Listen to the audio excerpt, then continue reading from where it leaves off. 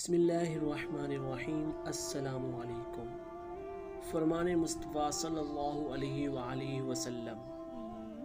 عاجزی کی ایک علامت یہ بھی ہے کہ آدمی اپنے مسلمان بھائی کا جھوٹا پانی یعنی بچا ہوا پانی پی لے، اور جو اپنے بھائی کا جھوٹا پانی پیتا ہے اس کے نام اعمال میں اللہ عز و جل 70 گناہ مٹا دیے جاتے ہیں اور 70 نیکیاں لکھ دی جاتی ہیں، اور اللہ عز و جل اس کے 70 درجات بلند فرما دیتا ہے۔ سبحان اللہ۔